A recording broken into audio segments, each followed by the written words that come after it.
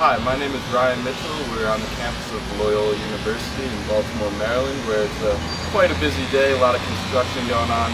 But I'm joined with my friend Jenkins, Jr., 1992 gold medalist in Barcelona. Chip, thanks for being here with us. Real pleasure, thanks. What was your first athletic memory where maybe you realized track and field was the place for you, particularly the 4x400 relay team? Well, actually, Ryan, my first memory was on the playground. I had some inkling that I was really fast, and it was true. I knew I had a father who was a double Olympic gold medalist, and I was able to run faster than all the other kids. And I think that was really the initial part of my athletic career. Now, the second part was there was a rec league track meet, and my father had gone out and he had bought me some white, I remember they were white Adidas with black stripes, and they had spikes on them. And I remember that I went and I was supposed to run the 12-year-old 100-meter dash, and I blew everybody away. So as far as I was concerned, I was going to run the 100 meters. It's great. Great story about the track shoes. Gotta love those. Right. Who were your biggest supporters growing up? You mentioned your father. Who else? My mother, my father, but my father didn't really push me. You know, the track thing is, running track is a long journey, especially when you're running and you're trying to get a scholarship and you're trying to do all these things in track. It's a very frustrating sport. So my father didn't push me, I really pushed myself. My father was my coach later in life when I went to college, but it was pretty much me. I wanted to be good in track. I knew this was a thing that I wanted to do. So I basically pushed myself. But my parents, of course, my mother and mother included, were very supportive of my efforts. What was it like representing the United States at the Olympic Games, and how was that stage different from the stages you competed on previously? Actually, what's interesting about the Olympic Games is it's not that much different from any other big international track meet. It's just the Olympics. I think that what people do is they watch the Olympics on TV and they watch all the pageantry and they're like, wow, this is really important.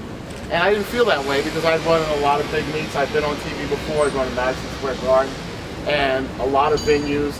So as far as I was concerned, running in the Olympics was just another track meet. Now it was a little more important than the other track meets because it couldn't lose, but other than that, it wasn't as much pressure as one would think. Going away from the athletic side of things, what is one of the bigger life lessons you learned that maybe did help you in athletics or helped you in another area, like education or working skills? Well, actually, I'm sorry to cut you off there, Ryan. Sorry. Actually, one of the things that I learned by competing in athletics is, and it's the most important thing, and I know everybody is like, well, you're crazy, is how to lose gracefully. Because what often happens in the course of your life, Ryan, is that you're going to have a lot of struggles, you're going to have a lot of trials and tribulations. And when something doesn't go the way you want it, you have to be able to regroup and be philosophical about it and go on and persevere. And that's probably one of the biggest lessons. So from athletics, I actually learned life lessons, very valuable life lessons. And trust me, I've lost enough to be able to learn those lessons. Hey,